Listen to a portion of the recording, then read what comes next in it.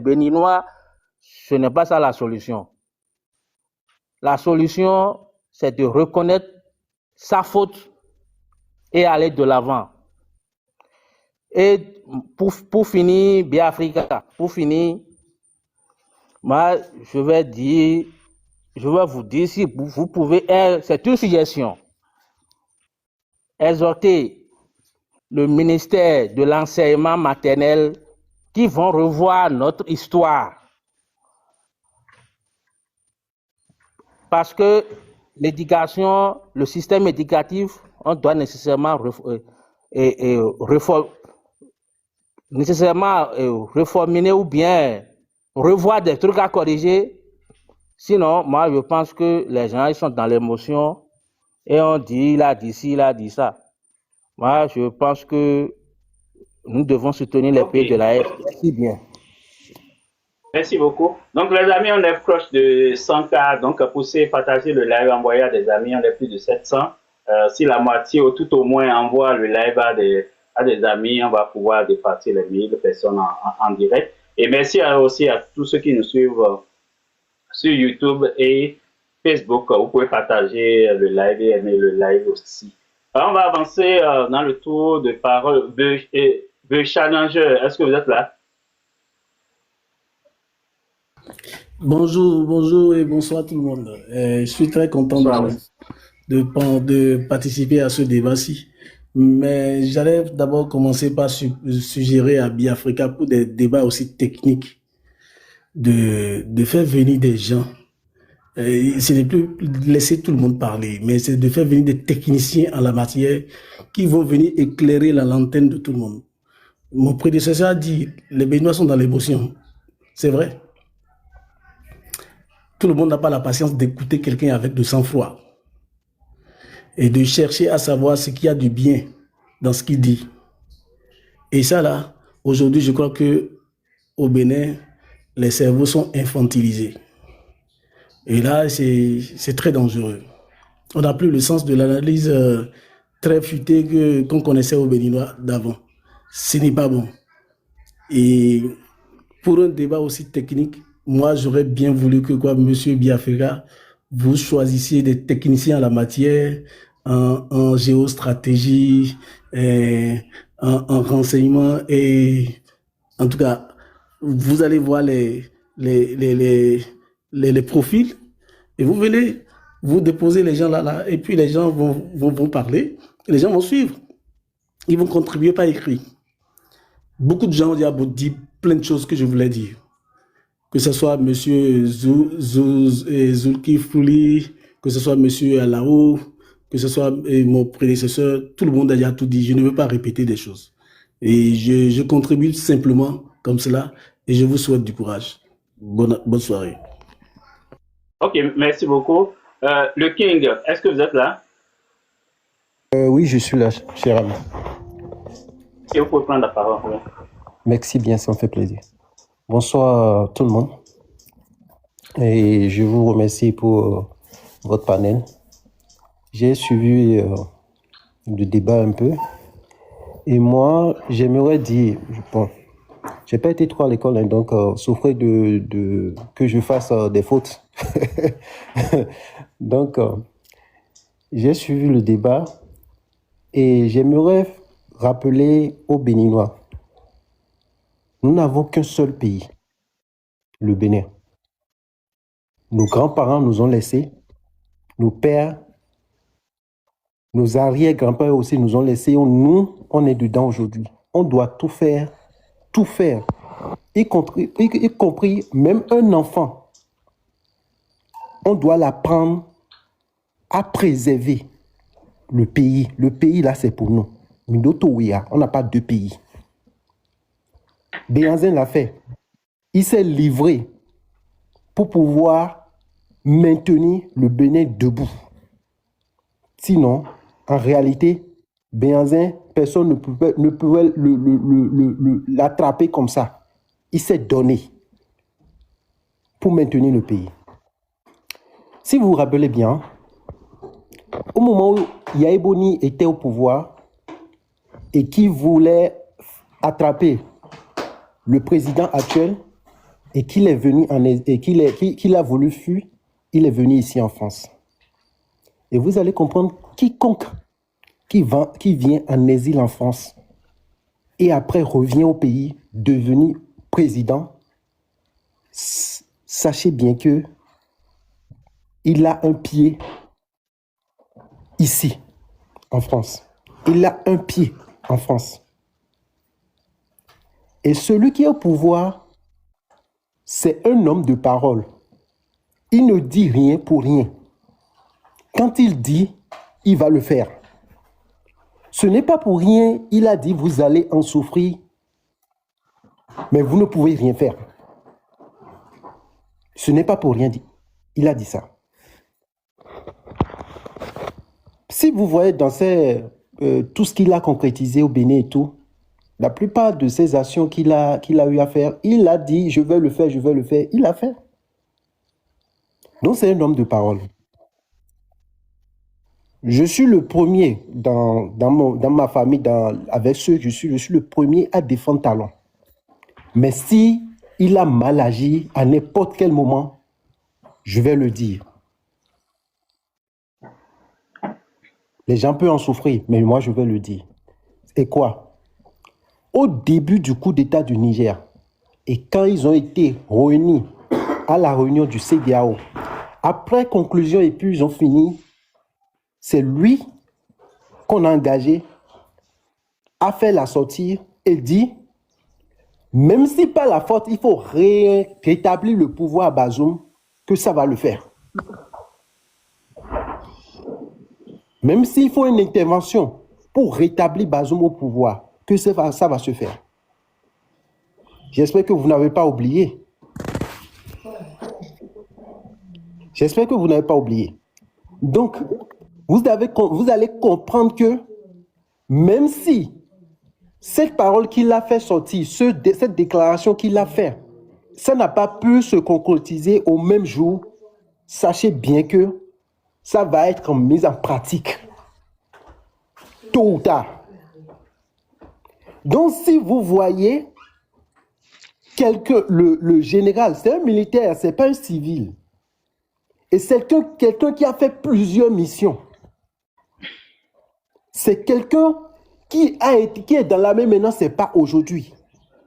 Et là où il est aujourd'hui, sa position actuelle lui permet de comprendre, de savoir, d'avoir des informations précises en temps réel. Et quand il nous dit que le Bénin, c'est juste Dosso, il ne ment pas. Moi, j'ai fait le Niger. Je suis resté au Niger pendant 5 ans. Et ce n'est pas possible qu'un pays autant riche soit dans cet état. Ce n'est pas possible. Un bon citoyen digne de son pays ne peut pas prendre le pouvoir, voir son pays dans cette situation et dire je reste sur ces gens d'accord-là pour que le pays avance du tout pas.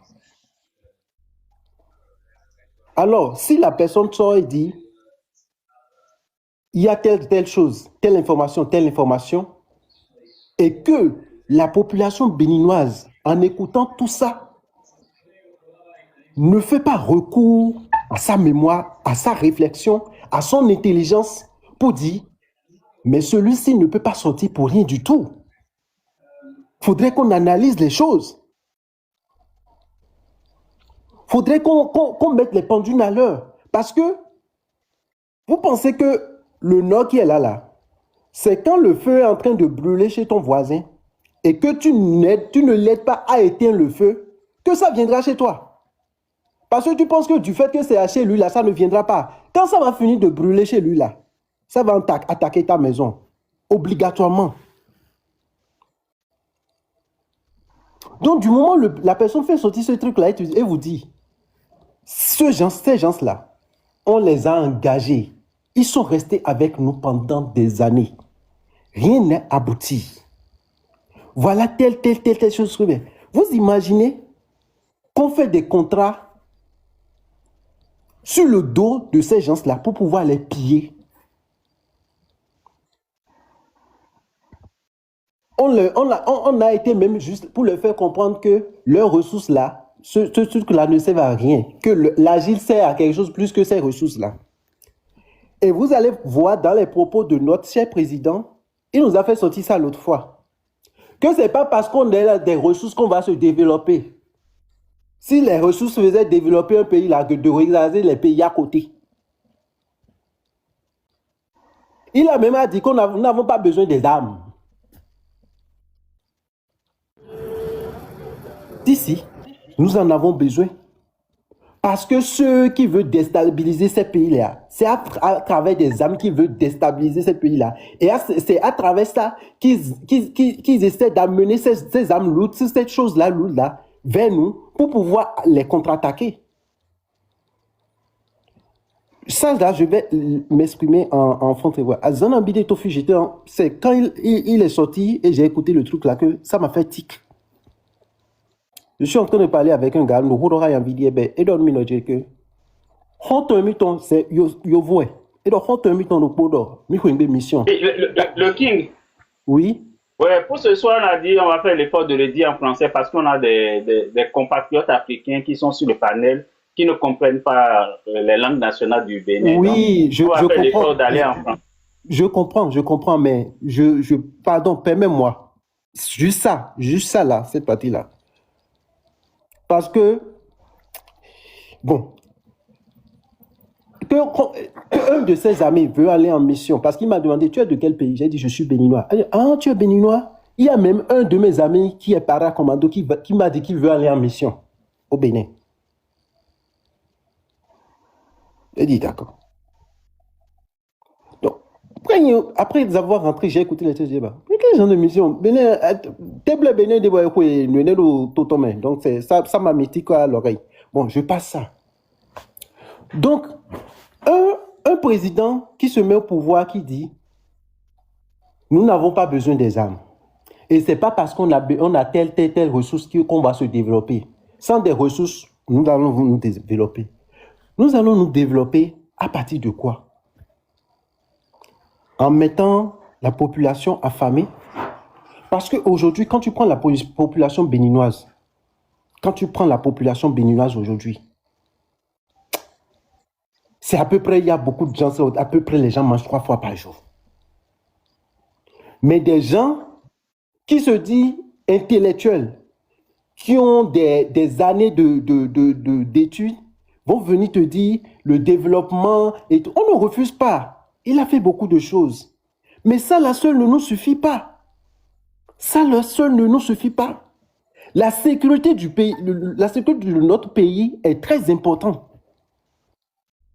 Et du moment où ces gens-là, à côté de nous, parce que nous sommes, comment dirais-je, porte à porte, nez à nez avec eux, quand ça va quitter chez eux, ça viendra chez nous, obligatoirement. Et c'est la population du Nord qui va beaucoup en souffrir avant que ça ne vienne chez nous au Sud. C'est la population du Nord qui va en souffrir beaucoup plus avant que ça ne vienne chez nous au Sud. Alors, nous qui sommes au Sud, quand on ne vit pas ça, quand on n'est pas en train de voir les réelles choses qui se passent là-bas, là, on sera chez nous en train de dire, non, laissez-les raconter des conneries, ils sont en train de dire que des conneries et tout ça là. Mais c'est faux, ils ne racontent pas des conneries, c'est des choses réelles qui se passent. Moi, quand j'étais au Niger, je faisais ami qu'avec des gardes républicains, les gardes nationaux.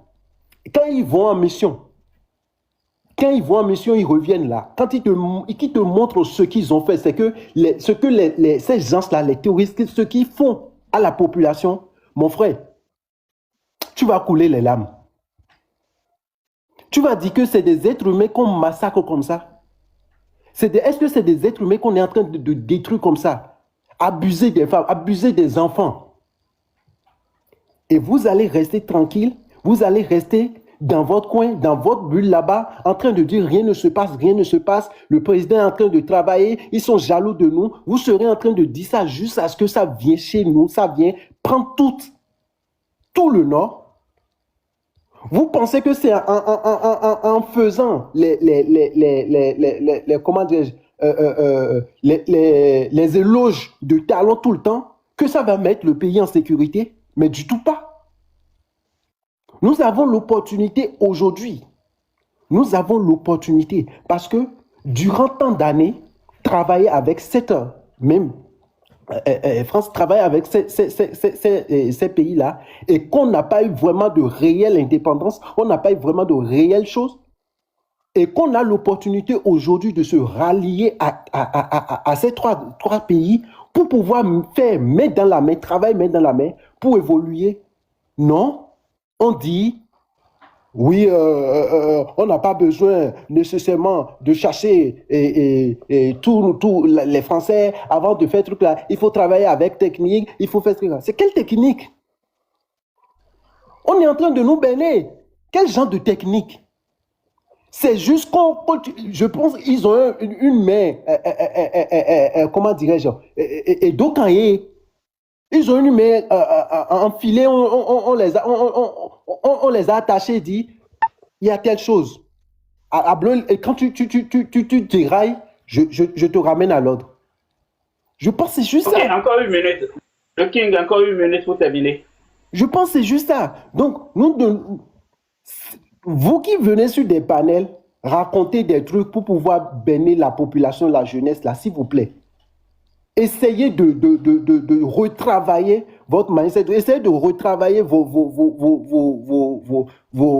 analyses avant de venir bénir la population. Parce qu'il y a des jeunes qui nous suivent. Il y a des gens la population qui nous suivent. Il faut réveiller la population. En fait, déjà, nos cours, la formation à l'école, toutes ces choses-là, ça a détruit. Regardez plein d'étudiants, les gens qui finissent les études, qui deviennent des chômeurs. Et ils sont obligés d'aller à l'apprentissage, de redevenir des apprentis. Couture, coiffeuse et tout ça, la pâtisserie d'abord. Quelqu'un qui a des bacs plus 3, plus 4, revient à l'apprentissage pour faire des trucs artisanaux avant de se nourrir. Vous pensez que c'est une bonne chose pour la population? C'est une bonne chose pour la jeunesse? Le programme éducatif est biaisé.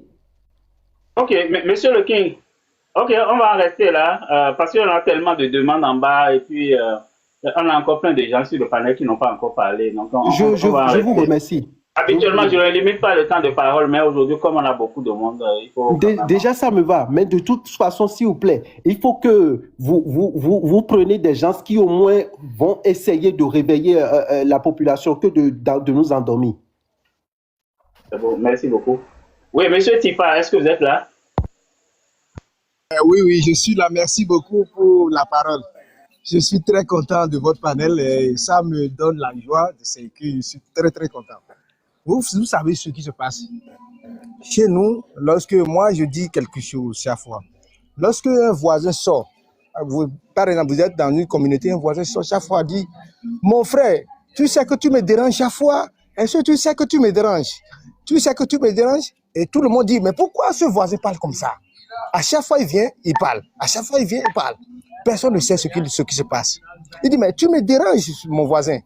Je ne suis pas d'accord avec toi. » Alors, lorsqu'on dit ça, tout le monde dit, mais qu'est-ce qu'il raconte? Qu'est-ce qu'il raconte? Tout le monde essaye de ricaner, vous savez. Et ça fait que les gens ne savent pas pourquoi il est en train de parler. Pour aller chercher dedans, personne ne cherche à le savoir pourquoi il est en train de dire ça.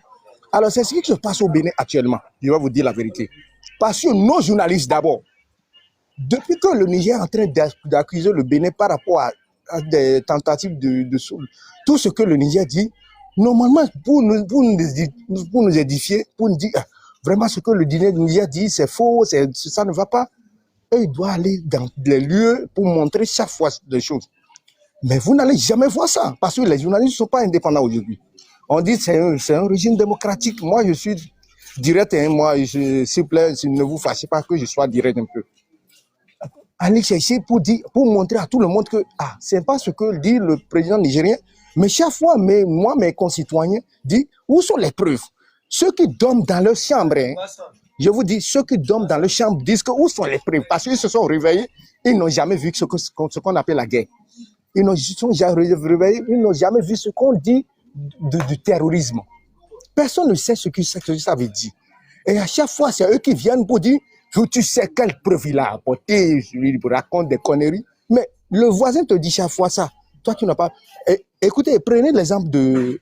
lorsque Vladimir Poutine est allé à Munich, il est en train de dire, si vous voulez entrer l'Ukraine dans l'OTAN, il y aura la guerre.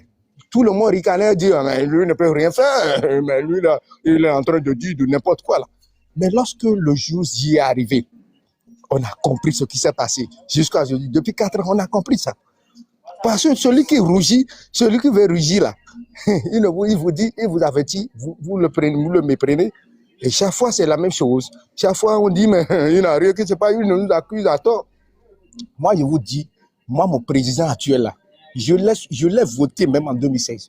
Je ne veux pas vous mentir. Je l'aime tellement avant. Mais après, lorsque moi, je vois mon président qui réclame la paternité extérieure, je vais vous dire, la paternité extérieure, ça m'a tellement choqué. Parce que ce jour-là, je travaille pour un autre parti. J'étais un chef de parti à ce niveau-là, précisément à Calavi. Moi, je ne suis pas, si vous voulez que je parle fond aussi, je vais parler fond. Alors, et ça m'a choqué où il disait que sa paternité appartient aux Français. Mais moi, je me dis, mais c'est quoi? Je suis un président qui appartient au pays, mais qui dit sa paternité appartient à l'extérieur. Ça veut dire, on est dans deux pétrins là. Et aujourd'hui, vous allez voir nos intellectuels, ce qu'on a dit, plusieurs intellectuels qui se réclament, qui ont dit qu'ils vont aller à l'école, veulent argumenter tellement qu'ils ne voient même pas ce qui arrive. Parce que ce qui arrive, c'est plus dense que ce que nous allons voir sous nos yeux. Parce que la France ne veut pas de nous. Il ne veut pas que nous prospérons. Celui qui est allé dans plusieurs pays, et lui n'a jamais réussi quelque chose. Il n'a jamais réussi quelque chose. Celui-là s'implante chez vous. Et mais vous dites que c'est parce que toi, tu ne veux pas parler avec l'ennemi là, que moi, j'accepte que tu es mécontent. Mais celui dont on parle là, est-ce que chez nous, lorsqu'on parle de mon histoire, d'abord, par rapport à ce que j'ai appris de mon histoire, mais celui-là n'a pas donné cadeau, il n'a pas fait cadeau à nous. Mais ce intellectuel-là, qui est béninois, là, lui veut défendre encore celui-là. On dit, attendez, allez regarder dans les armements que le Bénin achète. Là. Dites-moi combien d'armements le Bénin a jusqu'à aujourd'hui. Personne n'a pas le là. Mais celui qui dort dans sa chambre là, lui se réveille, le matin il voit que le soleil brille et il dit que Dieu merci, il n'a rien. Mais il ne comprend pas. Lorsqu'on a tué nos 53 militaires la fois dernière, personne n'a parlé. Même le président n'a même pas réagi. Il était même, c'était 10 janvier, il suivait même les choses là. On a dit, tu sais qu'on a tué les gens là-bas. 10 janvier, on a tué les gens là-bas. Mais il n'a même pas fait une preuve de compassion à ceux-là. Et vous dites que ce président est tellement, lui, il est trop beau, il est bon. Mais si ce président est trop beau, il est bon, pourquoi mon pays souffre encore? Pourquoi même les t-shirts qu'on fabrique au Bénin, ça ne sert même pas au Bénin? Est-ce que vous savez ça? On est en train de fabriquer les t-shirts au Bénin, mais on est fiers de ce qu'on est en train de fabriquer. Mais est-ce que ça profite même au Bénin? Personne ne le sait même pas. À chaque fois, c'est des choses, c'est des gens qui ne connaissent même pas. Parce que vous savez, le problème du Bénin, c'est quoi? Si quelqu'un suit les partis politiques, c'est comme ça, eux, ils réagissent. Ils disent que tout ce que la personne fait, c'est bon, non, on ne peut jamais aller contre lui. Et c'est ça qui fait le malheur même des Africains. Pourquoi celui-là, tu as choisi celui-là? Qu'est-ce qu'il fait de bon dans ta communauté? Qu'est-ce qu'il fait pour ta nation? Qu'est-ce qu'il fait pour aider les autres? Pourquoi moi j'ai aimé tellement les pays de l'AES? Moi j'ai tellement aimé parce que pour les franchises, même Talon qui reniait qu'il n'a pas une coopération avec la France, après lorsque Macron a parlé, ils ne sont pas sortis même pour pouvoir rejeter ça. Alors que lorsque le Niger a parlé, ils se disaient, mais qu'est-ce que le Niger a envie au Bénin? C'est quoi? Le Bénin lui donne de l'argent avant. Mais c'est le Bénin qui servait de porte pour les choses là, qui servait de porte pour Niamey. Mais le Bénin récupère cette TVA. Mais qu'est-ce que l'autre? C'est nous qui sommes en perte d'abord. Et lorsque je vois un Béninois qui parle n'importe comment là, moi je dis, mais tu vois, tu ne réfléchis pas, comme, ou bien tu es un intellectuel, comme le disait Mathieu Kérékou, un intellectuel carré. C'est ça. Et ça existe, même moi je ne vais pas vous mentir, les intellectuels carrés là, même Talon même a parlé de ça. Et lorsqu'il appelle les collaborateurs extérieurs, vous savez ce que ça veut dire, collaborateurs extérieurs? Même dans nos pommes, on n'est même pas sauvés. On ne sait même pas ce qui se passe dans nos pommes. Même les journalistes qu'on dit qui sont indépendants là, on dit c'est la démocratie. Alors faites des investigations. Ils ne peuvent jamais le faire parce que il a quelque chose qu'on les a aliénés. On ne peut jamais aller là. Quiconque peut me défier, il peut me dire un journaliste a fait des investigations au Bénin par rapport à ce que Tiani est en train de dire. Il n'a qu'à venir, on n'a qu'à le voir. Depuis qu'on est en train de parler, Dieu dit qu'il n'a pas de preuve, il n'a pas de preuve. Mais vous faites sortir vos journalistes, il n'a qu'à les montrer à tout le monde. Comme ça va nous donner de plus de paix dans nos cœurs. Parce que je suis béninois, je ne peux jamais défendre un autre pays par rapport à mon pays. Je dois défendre mon pays principalement. Parce que c'est ça d'abord qui est mon sang. C'est là que je suis né. Et je ne peux jamais accepter que mon pays soit détruit. Mais ce que vous voyez, le Bénin c'est déjà vendu. Hein. Moi, je ne vais jamais mentir. Le Bénin, c'est parce que notre président actuel, il est capable de tout. On dit qu'il est le plus riche du Bénin. Vous savez pourquoi il n'aime pas que les gens soient compétitifs avec lui? Parce qu'il n'est pas compétent. Lui-même sait qu'il n'est pas compétent. Même ceux qui le suivent là, les magistrats, tout ça là, c'est pour dire, moi je dis, mais pourquoi vous faites comme ça? Vous êtes allé à l'école, vous avez compris ce que c'est que le système français, système tout ça là, mais vous n'avez jamais essayé de nous faire relever. Et après, lorsqu'on parle du Bénin, vous vous soulevez, vous dites non, c'est que le Niger accuse là, c'est des biaiseries. Mais tu n'as pas compris. Lorsque la guerre va venir là, vous tous, vous allez souvenir. Vous allez vous réveiller du sommeil que vous étiez avant. Et vous allez comprendre ce que c'est que la guerre. Parce que la guerre entraîne là-bas, vous dites qu'il n'a rien chez nous. Lorsqu'on a dû 53, personne n'a réclamé. Il n'y a même pas un journaliste qui a été allé contre. On a fermé God TV. Jusqu'à présent, personne n'a parlé. Mais c'est eux qui parlent de talent. Encore une minute, monsieur Tifa. Encore une minute. Merci beaucoup. Mais c'est eux qui parlent de talent. On a permis des chaînes qui parlent de même, au moment de Yaïboni, des chaînes qui parlaient contre même Yaïboni. On a fermé tout ça là aujourd'hui. Et il y a un Wilfried Oumbedi là qui vient, qui parle. Moi, je le regarde même, je dis, j'ai pitié, tu es un jeune comme moi. Regarde comment toi tu parles. Moi, mon pays est en train de se perdre et toi, tu parles comme ça. Et tu dis que le Niger envie à toi. Quel que le Niger envie, tu lui donnes de l'argent. C'est toi qui récupères l'argent sur le Niger. Parce que tu le sais, voie de transit. Et c'est pas à lui de t'envier. Mais ce que tu fais, c'est pas bon. Lorsqu'un voisin te parle, il faut aller chercher pourquoi il parle. Et montrer à tout le monde que c'est fini. Chaque fois, les gens, c'est des preuves. Et tu vois, c'est les intellectuels, ceux qui sont allés à l'école. Hein. C'est comme ça qu'on nous a alignés. Moi, mais je suis allé à l'école. On nous a aliénés, on dit, c'est des preuves. Mais lorsque le président ivoirien dit que nous avons mobilisé un bataillon pour aller au Niger, ça, là, c'est pas une preuve que les gens parlent. On dit que ils sont perdus et c'est pas vrai que c'est ça. Nous sommes tous malades et la maladie, il n'y a même pas un médecin qui peut nous soigner en Afrique. Et c'est ça, sinon on ne se prend pas en compte, on ne se prend pas au sérieux. Merci, je vais chuter. Okay, merci beaucoup. Donc, les amis, si vous n'êtes pas abonnés à notre chaîne Biafrica Web TV, profitez pour vous abonner. On a la même plateforme en Facebook, Biafrica Web TV, et YouTube aussi. Ça porte le même nom. Si vous n'avez pas encore écouté aussi l'intégralité de la sortie du général Tiani, vous pouvez trouver ça sur ma chaîne YouTube Biafrica Web TV. Le lien est dans la bio TikTok ici pour écouter l'intégralité. J'ai mis quelques extraits ici quand même. Donc, les amis, continuez à tapoter, à partager le live. Dans un sauvegarde, si à tout moment vous voulez reprendre la parole, n'hésitez pas à mettre ça dans les commentaires, comme ça vous pouvez prendre la parole. Ok.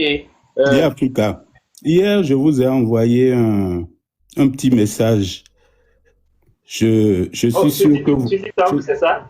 Oui, par TikTok. Et je suis sûr que vous ne l'avez pas lu et j'aimerais que vous le lisiez hier. Ok, c'est sur quelle plateforme? Sur TikTok. Ah, ok, je vais vérifier. Ok, c'est bon. Ok, et puis bon. je vais compléter juste un peu en écoutant. J'ai pris note pêle-mêle de différentes interventions. D'abord, il y a un monsieur, quand il a pris la parole, il s'appelle Alaska. Ça remonte à Mathusalem. Il a parlé de respect. Bon, je regrette que monsieur, quand on avance des arguments, bien souvent, les Africains, au lieu de faire un combat d'arguments, vous axez les choses sur les personnes. Je regrette, je ne voulais pas attaquer votre personne quand j'ai pris la parole. Et vous dites que vous n'êtes pas débile, mais bon, il y a l'apparence de la débilité quand même un peu, et j'aimerais que nous puissions réajuster le tir. Ça, c'est la première chose. Deuxième chose, on ne peut pas attendre le sauveur. Le sauveur, on l'attend depuis 2000 ans, il n'est jamais venu et il ne viendra jamais. Il faudrait que nous cessions d'être des infantiles et que nous sachions que quand on vient sur des panels comme ceux-ci, des panels sérieux et de gens brillants qui prennent le temps d'étudier les sujets avant de prendre la parole, si vous n'êtes pas, si vous n'avez pas le niveau, restez en bas et tapotez. Parce que la dame qui est montée tout à l'heure là, qui a fait des attaques ad hominem, et des attaques personnelles sur la personne de Monsieur Djossou, j'aimerais que vous arrêtiez. Parce que Monsieur Djossou n'a rien contre Patrice Talon. Mais par contre, nous sommes tous des Béninois. Et la politique qui est mise en œuvre dans le nord de notre pays, avec les conséquences que nous sommes en train de voir, où nous n'avons pas de relations saines avec tous les pays qui nous entourent dans la partie septentrionale, et nous expose en tant que Béninois et en tant que citoyens béninois au nord à subir des atteintes à notre intégrité personnelle. Jusqu'à ce que des présidents voisins, ils sont 3, prennent la parole pour fustiger ce qui est mené comme politique chez nous. Alors ça amène à peut-être rafraîchir un peu la mémoire à nos compatriotes pour que vous sachiez quels sont les outils du néocolonialisme qui a succédé lui-même au colonialisme et qui a succédé à l'esclavage. Parce que tant qu'on n'a pas fait cette perspective-là, on ne peut pas comprendre ce qui est en train de se passer. Alors, vous voyez, les intérêts économiques d'abord. Les intérêts économiques d'abord en premier lieu. Garantie. L'indépendance, ça a succédé à une période de traite des Noirs, d'esclavage et autres. Et le colonialisme a succédé. On a juste changé le nom. Et puis maintenant, le néocolonialisme a succédé à tout ça. Mais ce qui est central pour l'Occident, c'est l'énergie. Avoir la même mise sur l'énergie. Il faut bien comprendre ça. Et l'uranium, les ressources stratégiques sont des ressources énergétiques parce que l'Occident a besoin de cela pour ses industries. Sans cela, l'Occident est... la France, par exemple, va passer au 50e rang tant qu'il n'a pas d'énergie. Vous voyez? Donc, c'est ça qui explique un certain nombre de choses que toutes les puissances occidentales qui étaient sur le continent africain, à un certain moment, sont reparties, sauf la France. Et la France a brillé dans la répression des Africains par les multinationales. La répression, les interventions, et c'est ça qu'on a appelé à un certain moment des interventions impromptues, liées aux intérêts d'un groupuscule d'Africains et d'une grande majorité de Français qui sont au pouvoir, l'élite politique. Vous voyez? Donc la France va intervenir au Cameroun, la France intervient au Gabon, la France intervient en Tunisie, au Sénégal, hein, et au Niger, à l'ex-Zaïre, à Djibouti, au Tchad, partout en Mauritanie. C'est toujours la même France. Et vous vous rappelez ce que l'ancien président tchadien nous avait dit. Donc, si vous faites la relation de tout cela avec ce que le général Tiani a déclaré, c'est maintenant qu'il faut faire le lien. Mais tout va s'éclaircir dans votre regard. Parce que Centrafrique, la France, et Tchad, la France, Niger, la France, et Bénin, la France, ben, il a suffi qu'on ait un gouvernement qui accepte de les accueillir pour que nous en soyons là aujourd'hui à devoir avoir des problèmes avec tous nos voisins. Et c'est ça l'enjeu véritable de la décision qui a poussé les autres à mettre l'armée française dehors. Ils procèdent par quoi? Ils procèdent par des filiales de l'armée française localisées, installées. Ils procèdent par des accords de défense qu'ils prétendent, et des bases militaires. C'est leur instrument, ça. Et aujourd'hui, ils ont le CFA qu'ils découpent. Donc, financer le terreau, là, chez nous, là, c'est facile, parce que c'est eux qui découpent notre monnaie. Si nous avons pris la décision de changer la monnaie pour avoir quelque chose qui nous appartient, qui n'est pas découpé là-bas, ben nous aurons déjà fait un grand pas pour lutter contre les terreaux. Maintenant, dernier point que j'aimerais aborder. Il y a quelqu'un tout à l'heure qui a dit que le Niger, soi-disant président, nous a parlé de Dosso. Mais c'est la réalité. Là, ce ne sont même pas des interprétations, ce sont des faits. Le Niger, oui ou non, est-il plus grand que le Bénin? Oui. Donc, arrêtons de verser dans l'émotion. Bénin fait 112 600 km², au plus 114 000. Le Niger, géographiquement, fait 10 fois plus environ. Donc, le Niger est confronté avec l'AES à un problème de terreau, qui est dû à ce que nous savons déjà, une déclinaison qui est venue de la Libye. Mais qui est-ce qui a agressé la Libye? Ben, c'est toujours l'OTAN. Et l'OTAN est en train d'emmailloter, de piéger tout autour de l'AES. Et c'est pour ça que les autres qui aiment leurs citoyens s'inquiètent. Ils s'inquiètent parce que on fait des bases arrières dans les pays avoisinants pour pouvoir venir les attaquer, les déstabiliser. Quand on les a chassés de là-bas, sur leur écran de télévision en France, leurs spécialistes ont péroré en disant maintenant nous allons faire des actions clandestines pour aller déstabiliser. Ils l'ont dit en Mondovision. Ils ont même été plus loin en disant on va recoloniser l'Afrique. Alors, qui sommes-nous, nous, petits Africains, pour ne pas comprendre que nous devons maintenant faire attention à tous les discours qui sont émis à gauche, à droite, en plus quelqu'un qui a été des services de renseignement qui nous livre en Mondovision. Le président Tiani nous livre des informations en Mondovision.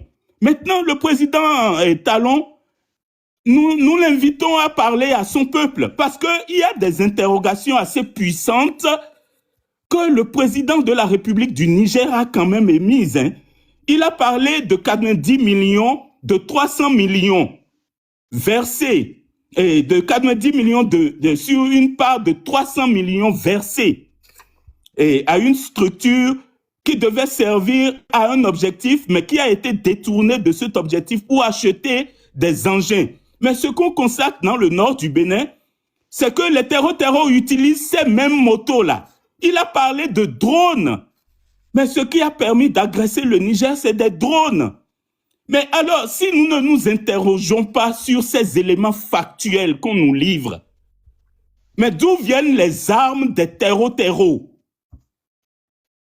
Il faut sortir de l'émotion et poser des questions qui vont nous arranger à avancer. D'où viennent les armes des terreaux? Qui est-ce qui les alimente? Qui est-ce qui les finance? Comment ça se fait que leur armée est plus puissante que les armées des pays entiers? Il a fallu que quelqu'un les finance, non? Comment se fait le dispositif de financement? Est-ce que nos chefs d'État ne sont pas complices de tout cela? Et s'ils le sont, parce que des services de renseignement des États de l'AES nous livrent les versions. Nous avons un rôle en tant que peuple, c'est d'interroger nos gouvernants. Simplement ça. Merci beaucoup.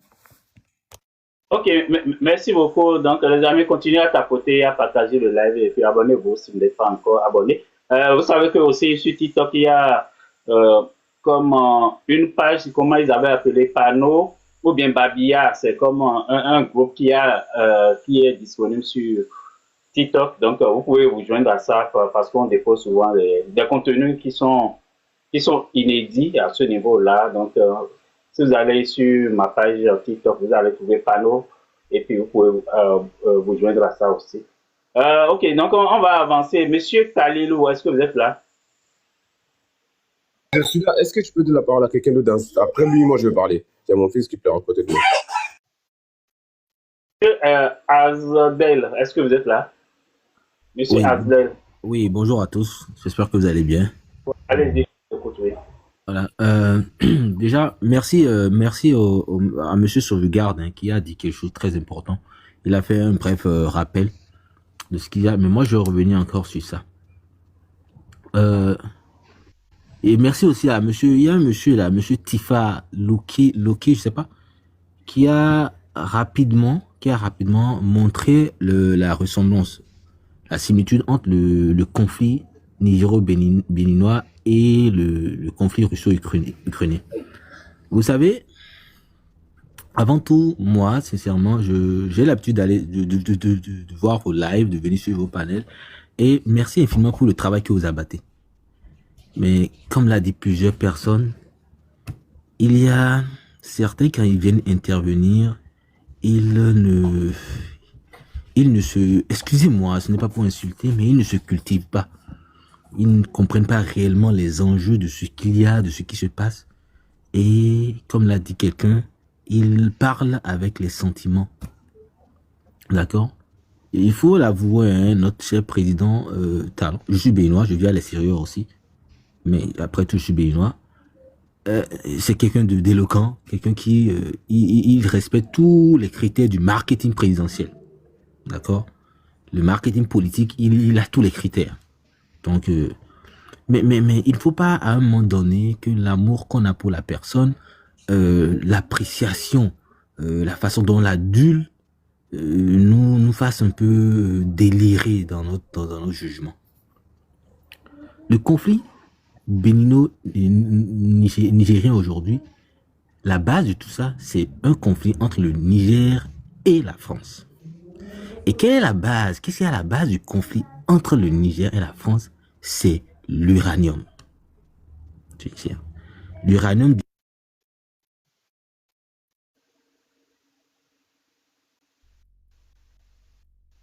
Votre micro est fermé.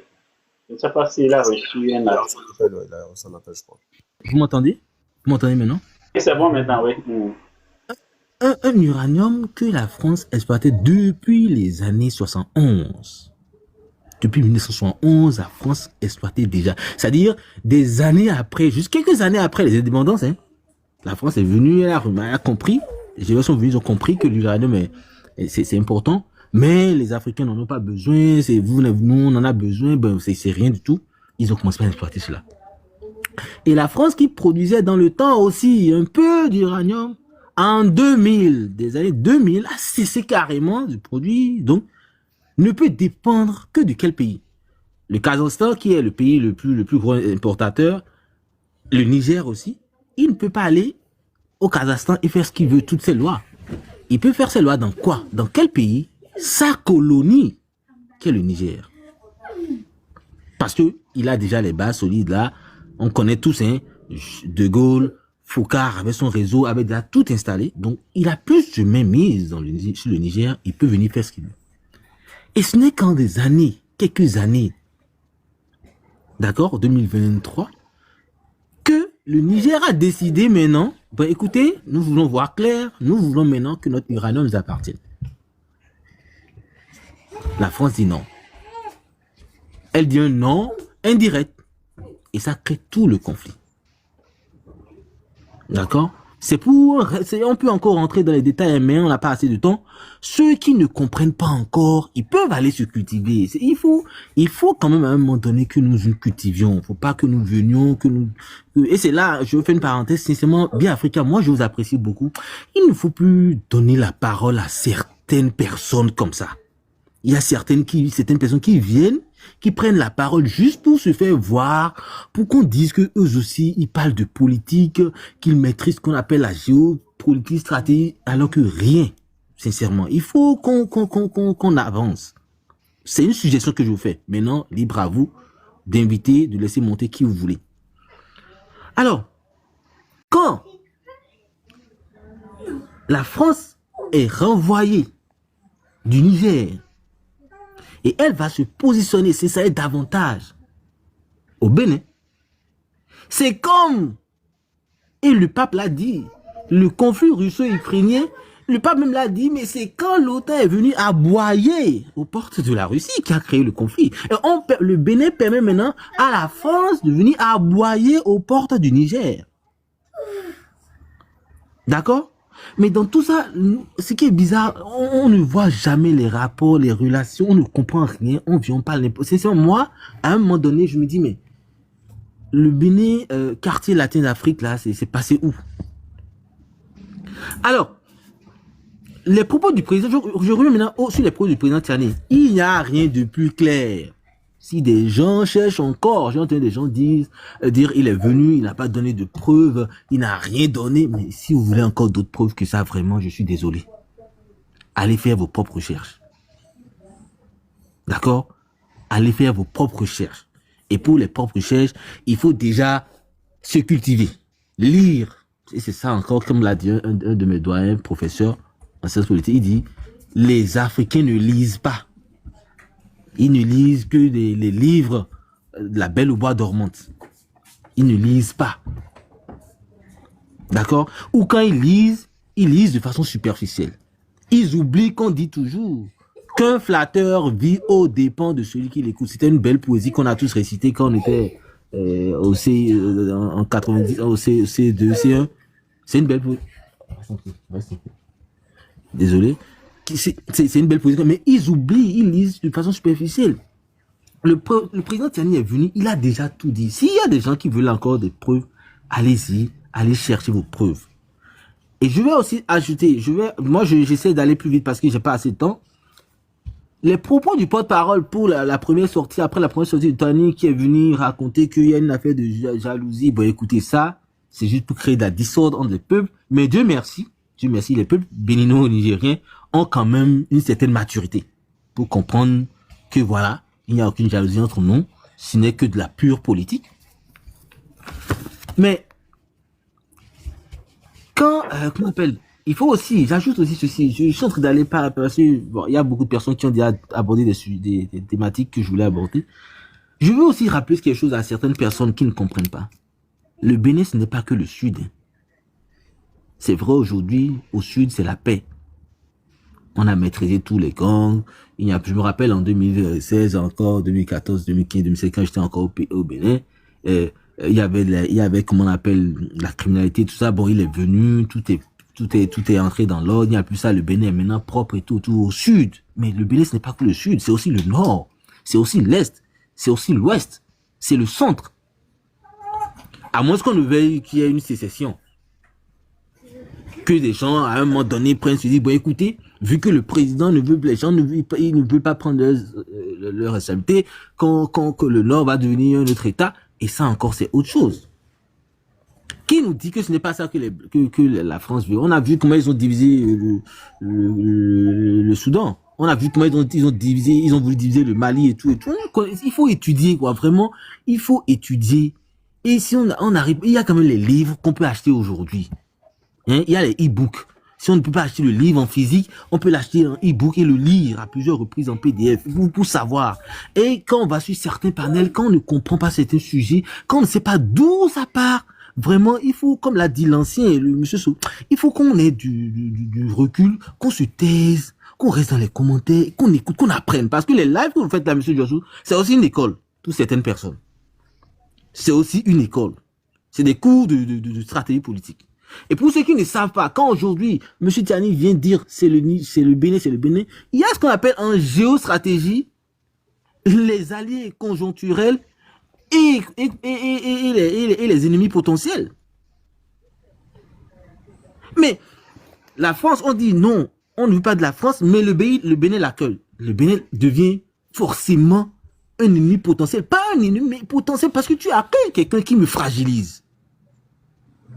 Quand un autre pays accueille quelqu'un qui fragilise un autre pays, mais automatiquement, il y a ce qu'on appelle une potentialité d'unité qui est là. C'est de la géostratégie. Ça, là, c'est clair. Il faut vraiment que, je ne sais pas, il faut vraiment que il faut qu'on essaie de revoir. Quand on ne connaît pas, ce n'est pas une affaire de on va venir aduler le président Talon. Le président Talon est venu en 2016, mais il n'a pas fait campagne. Il est venu en 2016 parce que les gens, il y avait de la frustration. Après, c'est nous, le parti FCBE criait partout, les concours, vraiment, c'était ici. Il y avait cette frustration-là. Et celui que le FCBE montrait, qui était Zizou, les gens disaient, mais on ne va pas mettre un blanc à la tête de notre pays. Mais le seul qui était là, c'était Talon. Les gens ont dit, bon, écoutez, pour punir quand même, c'était une punition pour FCBE. Parmi tant d'autres raisons, ça en fait partie quand même. Donc, quand il vient aujourd'hui, et on voit tout, et les gens voient tout, ce qui est bizarre, nous qui sommes à l'extérieur, on voit ce qui se passe, mais c'est comme si ceux qui sont dans le pays même ne voient pas. Ils se contentent des belles plages, des statues, des grandes choses. Mais c'est beau tout ça, c'est bien. Il faut le reconnaître, c'est bien, les infrastructures, c'est bien. Mais aujourd'hui, on parle de quelque chose, on parle d'un feu qui a pris dans le nord, qui peut embraser tout le pays. Donc, sincèrement, moi, je vais m'en arrêter là. Merci beaucoup, monsieur. Okay. Et sincèrement, les amis, il faut revoir, il faut étudier, il faut lire. Et quand on ne connaît pas, on vient dans les panels, vraiment. Il n'y a pas d'inimitié, il ne faut pas crier, il ne faut pas s'insulter. Il faut quand même vraiment une maturité dans les panels. Je vais m'en arrêter là d'abord, s'il vous plaît. Merci beaucoup. Ok, merci beaucoup. Ok, monsieur Khalil aussi, vous êtes prêt? Vous pouvez prendre la parole. Oui, je suis prêt. Merci beaucoup.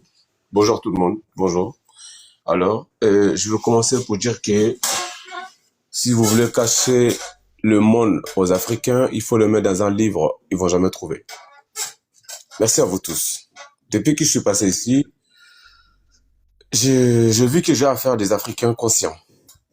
Les jeunesses africains conscients, malgré qu'il y a des Béninois qui sont conscients de l'enjeu du monde, l'enjeu de ce qui est en train de se passer dans notre Afrique là. Ils se posent certaines questions. C'est ce qu'on vous demande. C'est ce qu'on demande à tout le monde. Il est temps que nous, on se pose des questions. À ce moment-là, on va comprendre on est dans quoi exactement. Qu'est-ce qui a été prévu pour nous? Ils veulent quoi pour l'Afrique?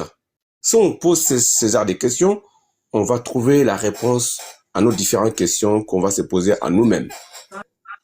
Je commence avec mes propos de dire que nous, le peuple de l'AES, on n'a pas de problème avec les Béninois lambda. Non, vous n'êtes pas notre problème, vous resterez toujours nos frères. Le peuple ivoirien doit comprendre que le peuple ivoirien lambda n'est pas notre problème. Quoi qu'on fasse, vous êtes nos frères, nos voisins. Et moi, quand je suis énervé, comment je ne peux pas déplacer la terre du Mali, je vais partir, cette terre va rester, mes frères vont rester. Donc, ce que moi je dois faire, c'est de travailler avec mes frères pour amener la sécurité dans notre zone. Maintenant, quand je finis de dire ça là, les gens qui viennent accuser Tiani ici, que Tiani est en train d'accuser sans preuve, souvent je dis, est-ce que vous vous posez certaines questions? Quand le Tiani et ses frères d'armes ont pris le pouvoir au Niger, ils ont arrêté Bazoum au Niger, quel président ou quelle organisation a dit que nous allons libérer Bazoum? Ce n'est pas la CEDEAO, parce que nous, on était encore membres de la CEDEAO. Il se permettait de dire que nous allons tout faire pour libérer Bazoum, parce que le Bazoum doit conduire le Niger. Donc, il y en a même qui avaient un bataillon, si le combat doit durer 3 mois. Donc, est-ce que ce projet-là en question a été abandonné? Non, ce projet n'a pas été abandonné. Malgré que les pays de l'AES ont dit qu'on ne fait plus partie de la CEDEAO, avez-vous déjà entendu un dirigeant de la CEDEAO de dire que, bon, écoute, nous, on voulait intervenir au nom de la CEDEAO, comme vous étiez membre de la CEDEAO. Maintenant que vous n'en faites plus partie de la CEDEAO, le projet d'intervention pour installer Bazoum, c'est fini pour nous. Ce n'est plus notre problème. Avez-vous déjà entendu ça? Non. Est-ce que le projet a été abandonné? Non. Donc, le projet est toujours en cours. Ils vont tout faire pour déstabiliser le pays de Sahel. 1. Maintenant, posez-vous la question. Quand vous voyez que le terrorisme est en train de balader comme ça dans les pays de l'AES, est-ce que si nos frères voisins, nos voisins ne collaborent pas, ne facilitent pas les transactions de certains matériels envers les terroristes, ils peuvent le prospérer comme ça? Je ne crois pas. Parce que les terroristes ne sont pas des robots, ce sont des humains comme toi et moi. Ce sont nos frères. Donc, est-ce que les terroristes, comment ils font pour s'accaparer de ces motos, différentes motos, des milliers de motos dans le désert? Et pourtant, ces pays-là ne fabriquent pas de motos. 1. Comment il faut pour ravitailler des carburants? 2. Comment ils font pour ravitailler des munitions, des armes? Alors, vous croyez que si c'était un pays européen, que la France avait déjà accusé, la France a été attaquée, Bataclan a été déjà attaqué par les terroristes. Vous croyez que si la France avait trouvé un État derrière de cette attaque-là, qu'un État en train d'alimenter des terroristes pour attaquer la France, que la France porte plainte contre ces États-là aux Nations Unies, à votre avis, comment les Européens allaient réagir? Les Européens, à votre avis, comment ils allaient réagir? Tout le monde allait se mettre ensemble comme un seul homme pour attaquer ces pays-là, pour les sanctionner. Mais quand le Mali a porté plainte contre la France, là, c'était quoi la réaction des Africains? On était encore membre de la CEDEAO à l'époque. On a même entendu qu'on fera tout pour que le Mali ne pose pas les plaintes à l'ONU. Membre de la CEDEAO qui a dit ça. Vous dites que notre problème est votre problème. Je vais dire, Aïssata Tall Sall, qui était ministre Affaires étrangères de Macky Sall à son temps, elle a dit quoi? Nous ferons tout pour que le Mali ne dispose pas de cette preuve, ne montre pas ces preuves à l'ONU. D'accord. Vous dites que nous sommes frères. Vous dites que le problème du Mali est votre problème. Vous dites que le combat des terroristes, c'est un combat commun, qu'on doit se donner la main.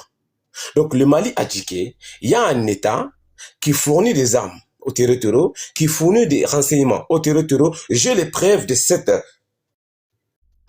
accusation. Je vais mettre que le monde soit témoin de ça. Vous, en tant que membre de la CEDEAO, vous devez pousser pour que ça se réalise ou vous allez tout faire pour freiner.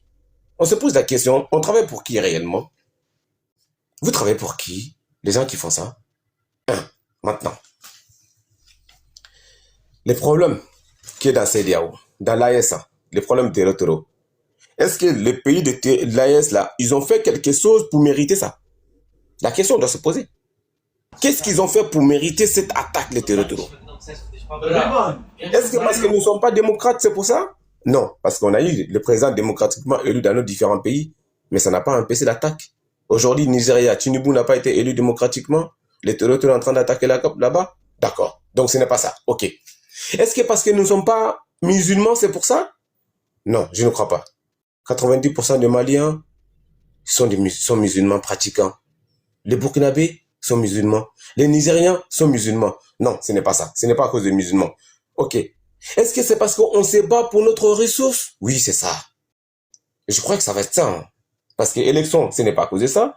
La démocratie, ce n'est pas à cause de ça. Ce n'est pas à cause des religions. Donc, ça va être à cause de notre matière première qu'on est en train de défendre peut-être. Pourquoi? Vous avez imaginé un peu, vous avez remarqué un peu, quiconque ne laisse pas se faire exploiter par l'Occident, comme ils le veulent, déjà c'est les médias qui vont commencer à dire des mauvaises choses sur vous. Vous êtes dictateur, vous êtes mangeur d'enfants, vous n'êtes pas gentil. Donc, vous êtes un homme, comme on a dit, Kadhafi, c'est un mangeur d'enfants, c'est un dictateur. D'accord? On a tout fait pour éliminer Kadhafi. Y a-t-il la démocratie aujourd'hui en Libye? Non. Parce qu'on ne pouvait pas s'accaparer des matières premières libyennes, raison pour laquelle, d'abord, on a dit que Kadhafi, c'est un dictateur. C'est l'homme à abattre, tout simplement. Ils ont tout fait pour abattre Kadhafi aujourd'hui. 15 ans après, la démocratie a été là? Non. Les peuples libyens vivent mieux qu'avant? Non. Donc, ce n'est pas à cause de la démocratie. C'est seulement à cause des matières premières. OK. Maintenant que le Niger et le Mali et le Burkina ont dit que le moule que vous avez construit pour nous, pour les pays africains, nous, on n'en fait plus partie de ces moules-là. Le chemin que vous avez tracé pour nous, nous, on ne veut plus marcher sur ce chemin-là. Nous allons tracer nos propres chemins. Tout le monde voit ça mal. Ah ouais? Surtout des Africains. Maintenant, les Africains, c'est ce qui m'étonne. Si c'était un Français ou un Européen qui vient me contredire dans les panels, j'allais comprendre, j'allais dire oui, il a ses droits de se battre pour son intérêt. Mais toi, Africain, tu veux me dire à moi que le combat que j'ai en train de mener, ce n'est pas normal. Que le monde n'est pas géré comme ça. Y a-t-il un dictionnaire aujourd'hui, un dictionnaire qui dit que le monde doit être géré comme ça? Non. Donc, quand l'Europe se bat pour leur intérêt, c'est normal. Mais pourquoi c'est pas normal quand l'Afrique se bat pour leur intérêt? Pourquoi on voit ça du mal? Pourquoi on doit traiter les Africains quand les Africains se battent pour leur intérêt? Qui dit que dorénavant, c'est qui est à moi, il est à moi. Tu le veux, bah, tu viens, on discute. Parce que je sais que tu as une certaine connaissance chez toi là-bas, que j'en ai besoin. Donc, si tu as besoin d'une matière première, de mes matières premières, tu viens, on va discuter. Celui qui est habitué à voler, tu crois qu'il va acheter? Il va pas acheter. Celui qui est habitué à venir dicter, tu crois qu'il va discuter avec toi? Non. Pour lui, c'est lui qui décide. Voilà pourquoi l'AES est combattu. De ne pas accepter le tracé qui a été tracé pour eux. De ne pas se soumettre à leur dictat. Voilà pourquoi l'AES est attaqué. Ce n'est pas à cause de la démocratie. Ce n'est pas à cause de l'élection. Ce n'est ni à cause de l'islam. Non, tout ça c'est des conneries. Donc vous devez comprendre tout simplement. Le pays voisin, vous n'êtes pas nos ennemis. Nous, notre souhait, que vous arrivez à acheter ou même fabriquer des armes pour vous protéger. Mais je ne peux pas comprendre quand la France, Emmanuel Macron, a dit que le Bénin n'est pas un pays structuré, c'est ce qu'il a dit. Le Bénin n'est pas assez pays structuré pour acheter des armes à son nom. Attends que la France va acheter à son nom à lui, après ils vont livrer pour le Bénin. Attends, le Bénin c'est un état chéri, c'est un état souverain, non? C'est un état indépendant. Depuis quand c'est la France qui doit acheter à son nom à lui? Après on donne au Bénin. Ça doit vous expliquer un truc. Il y a un truc qui ne va pas. Ce n'est pas normal. Ok, maintenant. Les pays qui disent que nous sommes jaloux de eux, vous n'avez rien compris. Le combat qui est destiné pour l'Afrique, c'est ce que je veux vous dire maintenant. Ce qui fait perdre l'Occident, il ne s'est cassé plus. Avant, il s'est cassé derrière certains propos, mais maintenant, il nous dit clairement. La démographie africaine fait peur. La démographie africaine fait peur. C'est ce qu'il nous a dit. Avant, il ne disait pas comme ça. Mais il nous dit clairement maintenant, il ne se casse plus.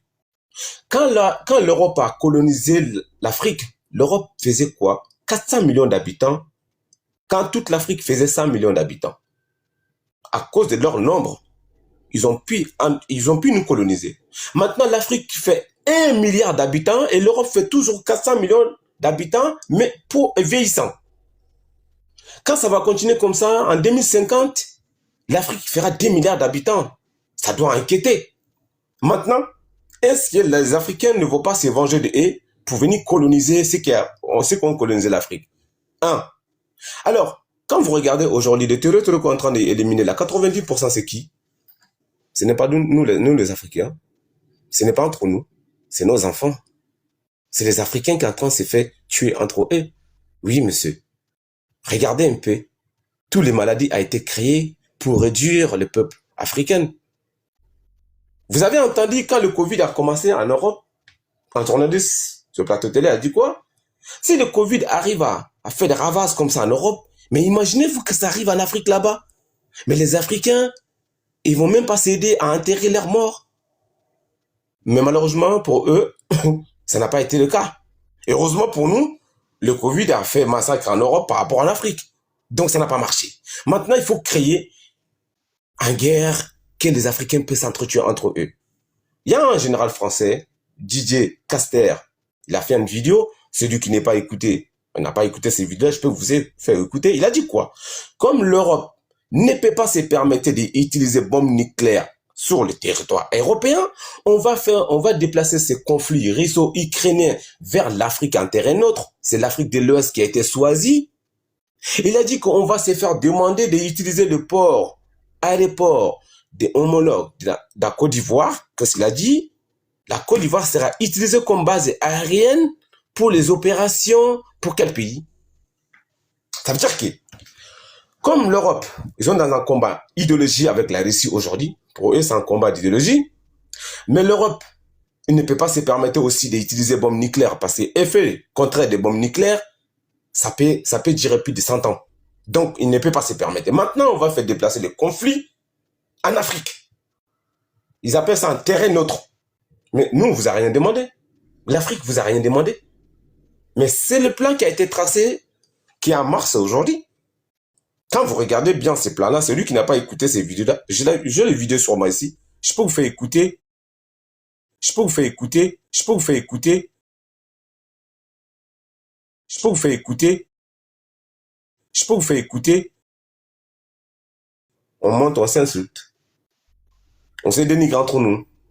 On dit que toi, tu n'as pas développé. Aucun de notre pays ne sont développés, hein, mais on se ment entre nous-mêmes. On dit que moi, je suis plus développé que toi. Le misère que je vis là, c'est le même misère que tu vis chez toi. La galère que tu vis chez toi là, c'est la même galère que je vis chez moi. Mais malgré tout ça là, on est entre nous, on s'insulte, on se dénigre. On croyait que nous sommes supérieurs aux autres. Personne n'est supérieur aux personnes en Afrique de l'Ouest là-bas. Nous sommes dans le même pétrin. Tant que vous n'avez pas compris ça, c'est que vous n'avez rien compris.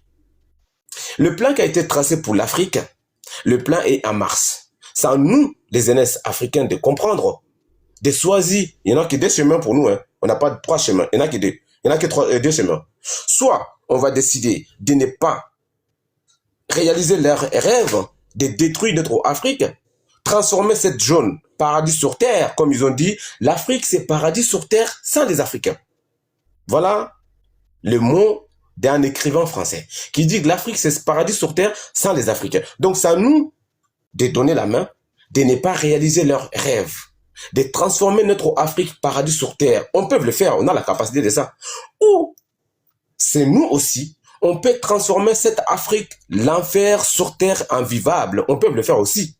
Donc c'est à nous de choisir quel chemin est bon pour nous. C'est à nous. Parce que si chacun doit décider de défendre le président en question qui est à la tête de ton pays, même s'il fait mal, c'est que toi, tu as choisi des détructions de l'Afrique. Parce que ce qui est en train de se passer aujourd'hui dans les pays voisins, alentour de l'AES, aujourd'hui, regardez un peu, moi, en tant que ton voisin, tu dis que mes enfants est égal tes enfants. Mais moi, je te dis que j'ai un problème chez moi. Il y a un individu qui est en train d'éliminer mes enfants. Je l'ai identifié. Je le mets dehors. Toi, tu l'accueilles chez toi. Tu lui donnes la main. Tu travailles avec lui. Pour moi, automatiquement, tu es quoi pour moi? On se dit la vérité, quand on se dit la vérité. Pour moi, automatiquement, je dois te regarder avec quel regard. Je t'ai identifié, je t'ai prévenu. Toi, voisin là-bas, là, tu es mon voisin. Mes enfants égale à tes enfants. Tes enfants peuvent venir chez moi comme je peux aller chez toi. J'ai identifié un individu parmi nous qui est en train de travailler pour éliminer mes enfants à moi. Et toi, tu vas récupérer cet individu pour dire que tu vas travailler avec lui. Ok, il n'y a pas de problème. Mais maintenant, d'après toi, je dois te regarder comment? Un ennemi ou un ami? Un ennemi. Est-ce que je dois pas me poser les questions? Est-ce que toi, tu n'es pas complice de ce qui m'arrive? Je vais me poser, j'ai ce droit-là de me poser ces questions-là. Est-ce que toi, tu n'es pas complice avec l'ennemi en question que j'ai identifié et que toi, tu dis que tu as le droit de travailler avec lui, il n'y a pas de problème. Mais moi aussi, j'ai le droit de me dire que tu es mon ennemi parce que tu travailles avec mon ennemi pour m'attaquer. On a ces droits-là de se poser. Voilà ce qui dit que l'AES ne doit pas se poser ces questions-là. Mais non, on a ces droits-là. On a ces droits-là de se poser des questions. Est-ce que vous qui travaillez avec l'ennemi en question, vous ne travaillez pas contre moi pour me déstabiliser? Parce qu'à chaque fois que ces différentes personnes prennent la parole, ils disent quoi? Nous sommes incapables de protéger nos populations. C'est vrai ça? D'accord. Si nous sommes incapables, dans ce cas, le monde a été incapable de défendre leur propre population. Bataclan a été frappé, la France était où? Les Américains ont été frappés au plein Caire, ils étaient où? Belgique a été frappé à l'aéroport international en 2018, ils étaient où? Donc, ils étaient incapables aussi. Donc, pour vous dire que c'est tellement facile de mener des désordres. Mais la personne qui va mener des désordres, est-ce qu'il va vivre? C'est là la question aussi. Y a-t-il un endroit aujourd'hui d'un pays, d'espace de l'AES aujourd'hui qui est voilà en ville ou en village aujourd'hui qui est pris par les terroristes, que personne ne peut aller là-bas, que les terroristes qui contrôlent? Ça n'existe pas chez nous. Mais le Bénin, vous devez vous poser une certaine question. On avait un espace qu'on appelle parc national, que tout le monde avait l'accès facile. Aujourd'hui, on n'a plus accès facile. C'est des questions, juste une question banale, hein, que vous-même vous devez vous poser la question. Si d'habitude on avait la facilité de mener là-bas, des feux va-et-vient là-bas, maintenant ils nous empêchent d'aller là-bas, qu'est-ce qui nous cache réellement? Y a-t-il des terroristes là-bas qui sont cachés? Y a-t-il des bases militaires qui sont cachées là-bas? Avant on avait accès facile, mais maintenant on n'a plus accès. Tu vois, c'est des réflexions, c'est des questions comme ça qu'on doit se poser. Donc moi, je ne veux pas vraiment m'attarder. Je sais que vous êtes assez conscients. Chacun, parmi vous ici, vous posez certaines questions. Vous allez trouver la bonne réponse à vos propres questions. Donc moi, je dirais tout seulement, tous les Africains comprennent que l'enjeu en question, c'est mon avenir plus ton avenir qui est en jeu. Si on décide de le détruire aujourd'hui, c'est nos enfants qui vont pleurer demain. Si on décide de construire aujourd'hui, c'est nos enfants qui vont bénéficier demain. Donc, c'est à nous de réfléchir ce qui est bon pour nous. Merci beaucoup, les gars. Bonne soirée. Merci beaucoup, M. Kalilou. Ok, les amis, continuez à tapoter, à partager le live. Et si vous n'êtes pas abonné, vous pouvez vous abonner aussi à notre plateforme Biafrica Web TV. Et on a aussi sur YouTube Biafrica Web TV et sur Facebook Biafrica Web TV. Je l'ai rappelé tantôt aussi. Si vous voulez écouter, si vous n'avez pas encore eu la chance d'écouter l'intégralité de la sortie du général Tiani, c'est sur notre chaîne YouTube Biafrica Web TV. Vous pouvez trouver le lien dans la bio TikTok ici. Donc, merci beaucoup à ceux qui encouragent, ceux qui ont fait des cadeaux tout au long de la jusqu'à présent. Pépé Design, est-ce que vous êtes là? Oui, je suis là, monsieur Biafrica. Bonsoir, bonsoir, panel. Ok, bon frère, moi, il n'y a pas grand-chose à dire, parce que ils ont dit presque tout, hein, mais ce que j'ai à dire un peu est que moi, je ne vais pas dire que tout ce que le président Tiani a dit est vrai. Je ne peux encore dire que c'est faux. Parce que pourquoi? Mais ce qui me donne un peu de crédibilité à ce qu'il dit est quoi? Vous savez, ce monsieur, c'est un général qui avait servi dans l'armée au temps de l'ancien président du Niger, qui était vraiment proche du pouvoir, si j'ai bonne mémoire. Après Mamadou, c'est encore sous Bazoum. Donc ce monsieur connaît très bien le terrain. Il avait servi sous ce régime quand le terreau sévissait dans leur pays. Donc il connaît très bien le royaume, le système. Et j'ai appris qu'il est aussi un agent de renseignement. Il est très proche du pouvoir. Vous savez. Donc si un jour ce monsieur sort pour dire Y, moi je prends que il faut parfois comprendre ces trucs en compte et analyser un peu. Parce que nous, on vient de rentrer dedans. Mais si ce monsieur, le président Tiani avait servi autant que les terroristes servissaient dans son pays, mais moi je pense qu'il sera plus informé que nous. Hein. Il sera vraiment plus informé que nous sur ce terrain. Donc moi j'appelle nos deux dirigeants des deux pays à la retenue, de s'asseoir et parler pour l'unité de l'Afrique. Pour que nous battons réellement pour les intérêts de l'Afrique. Au lieu d'aller l'un contre l'autre. Il est temps que l'Afrique sorte de ce niveau. Que les Africains se réunissent pour travailler main dans la main. Parce que cette situation n'arrange personne. Personne. Le monsieur a dit beaucoup de choses. On ne peut pas tout raconter. C'est parce qu'il avait vécu ça. Il sait comment ça fonctionne. Le président malien avait dit ça en temps, non? Autant qu'ils étaient en guerre avec les terroristes, jusqu'à un certain niveau, les retournent, qui n'ont pas droit d'entrer à Kidal, si j'ai bonne mémoire. Mais un jour, ça a révolté. C'est ce monsieur maintenant qui a révolté encore, M. Tiani, qui a dit, bon, Niet, c'est mon pays. Il faut que ça change. Ces gens décident de prendre leur destin, mais laissez-les. Pourquoi aller les combattre? Laissez-les aller dans la direction. Je nous en supplie. Hein. Laissez-les aller dans leur direction. S'ils échouent, on va applaudir. Si aussi on va encore applaudir, mais laissez-les. Pourquoi on veut tout faire pour je ne sais pas, moi je ne sais pas. Et moi, en tant qu'Africain, ça me fait la peine, quoi. D'entendre souvent deux pays frères. Niger, quand tu prends ton véhicule ici, le soir tu es déjà mal en ville, tu es déjà au Niger, sans vous mentir. Le matin, le soir tu es déjà au Niger. Donc nous sommes des pays proches. Donc pourquoi tout ça là? Vraiment, moi je nous en supplie. Hein. En tout cas, moi je dis un truc. Hein. Si le président Tiani sort pour dire ce truc là, moi je sais qu'il est bien effacé, c'est son domaine, il a vécu ça. Avant nous. C'est un homme de rang. Il avait servi le régime au temps de Bazoum, quand le candidat sévissait dans son pays. Il en sait quelque chose. Je vous en prie, unissons nos peuples africains. Moi, j'en ai fini bien Africain. Merci bien. Et merci beaucoup. Monsieur Prosper, est-ce que vous êtes là? Oui, je suis là, Monsieur Biafrika, bonsoir. Bonsoir la communauté. Merci de m'avoir accepté. Moi, ce que je vais dire d'emblée, c'est que nous avons besoin de l'unité en Afrique et nous avons besoin de la solidarité entre nous en Afrique. Et par rapport à la sortie du général Tiani, le tonton qui vient de parler a déjà tout dit. Le général Tiani, c'est pas n'importe qui.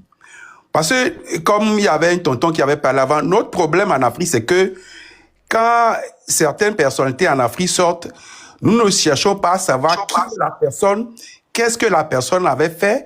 Et on pensait que Général Tiani, c'est un militaire de quartier. Général Tiani n'est pas un militaire de quartier. C'est un expert militaire qui avait travaillé pendant longtemps pour l'ONU. Et il a même fait des études. C'est un expert en contre-terrorisme. Il a fait des études de sécurité aux États-Unis. Donc, c'est pas n'importe qui. Et quand il sort, et quand il parle, tout ce qu'il dit, moi, je ne suis pas un expert en renseignement. Il sait là où il puise ses informations. Mais, et quand le monsieur parle, il y a une certaine cohérence que même si c'est du mensonge, personne ne peut pas douter. Parce qu'il y a de la cohérence dans tout ce qu'il disait. Moi, je me rappelle, il avait, son avant-dernière sortie, il avait interpellé même le directeur de renseignement, des services de renseignement généraux du Nigeria, que ce monsieur était de connivence avec les terreaux. Et je pense que c'était en 2026, nous sommes en 2026, le directeur de services de renseignement généraux du Nigeria n'est jamais sorti pour faire un démenti. Donc, ce que le monsieur disait, il a des informations. Il sait de quoi il parlait. Et quand il parlait moi, ce qui me fait plaisir dans ces sorties, c'est que il n'a jamais accusé le peuple béninois. Il doigtait l'exécutif béninois. C'est ce qui me fait plaisir. Et ce qui me fait plaisir, c'est que le peuple béninois et le peuple nigérien n'ont aucun problème. Ça me fait plaisir aussi. Et chaque fois quand il interpelle l'exécutif béninois, il n'accuse pas, il dénonce. Et il dénonce des trucs avec des précisions chirurgicales. Et maintenant, le truc, c'est que quoi? Est-ce que, quand il dénonce ces trucs-là, qu'est-ce que l'exécutif béninois prend dans ce que Général Tiani disait? Général Tiani ne peut pas sortir seulement pour dire que telle partie du Bénin, il n'y a pas de trucs. Qu'est-ce qu'il va gagner dans ça? Parce que s'il y a la sécurité au Bénin, il y aura la sécurité au Niger. Mais s'il y a l'insécurité au Bénin, il y aura aussi parce que les deux peuples sont entremêlés, c'est pas des voisins, c'est un peuple. Vous voyez un peu? Donc, moi, quand le militaire sort, et quand les gens parlaient en désordre, et puis des fois même, les gens s'intéressaient à son phonétique, à la manière dont il prononçait. Hier, il parlait de Grand-Péton, de l'historique gréco-romaine. Les gens mélangeaient ça. Mais quand quelqu'un a une tête bien faite, quand même quelqu'un a des problèmes de phonétique, vous devez savoir ce que la personne voulait dire par là. Donc, moi, je pense que nous avons beaucoup de problèmes en Afrique. Des fois, il y avait un tonton qui avait parlé ici. Il y a ce que moi j'appelle la loi de la gratitude politicienne. C'est-à-dire que, par exemple, l'exécutif béninois, je ne sais pas, comme il s'était réfugié en temps en France, bon, pour remercier la France, l'a dit, la loi de la reconnaissance pour remercier la France. Donc, il est obligé de se plier à certains désidérata de la France, je ne sais pas. Parce que, tonton Biafrika, vous vous rappelez que le plus grand monstre que la France avait engendré, Bob Denard, quand il allait attaquer le Bénin en janvier 1977, sous le nom de son opération Crevette, il avait quitté où? Il avait quitté la base française de Franceville, au Gabon, pour venir attaquer le Bénin. Parce que quoi? Parce que les pays voisins avaient refusé d'être une base arrière pour la France. Le Togo, le Niger avaient refusé. C'est pour cela que la France avait choisi sa base militaire de Franceville au Gabon, et c'est avec cette base-là que le plus grand monstre que la France a engendré, Bob Denard, était venu attaquer le Bénin en janvier 1977 sous le nom de l'opération Crevette. Mais cette opération Crevette, comment le Bénin du papa général Mathieu Crékou avait pu démolir? Parce que c'est les services de renseignement généraux coréens qui avaient informé le général Mathieu Crékou à l'époque. Donc, pour vous dire que la France ne peut pas attaquer un pays africain sans avoir une base arrière quelque part. Et donc, quand le général Tiani parlait, moi je pense que l'exécutif béninois devait prendre ça en compte parce que les hommes vont passer et le pays va rester. Je pense qu'à un moment donné, certains de nos dirigeants africains devaient enterrer leur ego.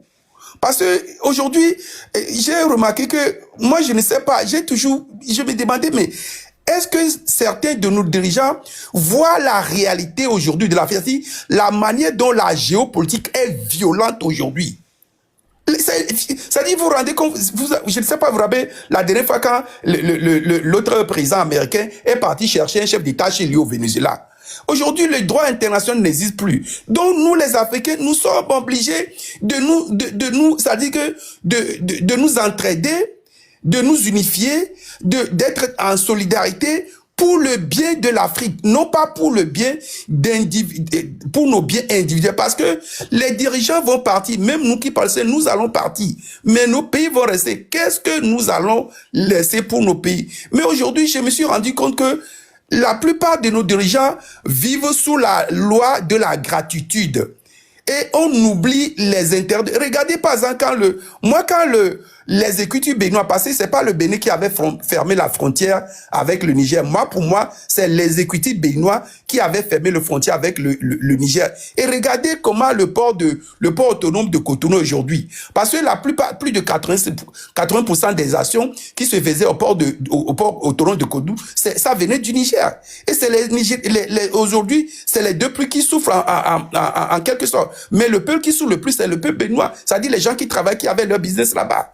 Donc moi, je pense que à un moment donné, certains de nos dirigeants devaient enterrer leur ego et voir l'intérêt du peuple. Parce que c'est pas la CEDEAO qui avait élu le président Talon, c'est le Bénin qui l'avait élu. Donc c'est-à-dire le seul peuple qu'il devait servir, c'est le peuple béninois, c'est pas le peuple, la CEDEAO. Regardez par exemple quand la CEDEAO avait lancé l'embargo contre le Niger. Qu'est-ce que le Bénin va gagner dans ça? Le Bénin est perdant dans cette histoire. Et ce qui me fait mal, c'est que je ne sais pas si le président Talon se rend compte que c'est le Bénin qui l'a élu, c'est le peuple béninois qui l'a élu pour l'intérêt du Bénin. La CEDEAO n'a pas élu le président Talon. Regardez par exemple aujourd'hui, chaque fois quand le général Tchani sortait, les gens criaient sur toi, mais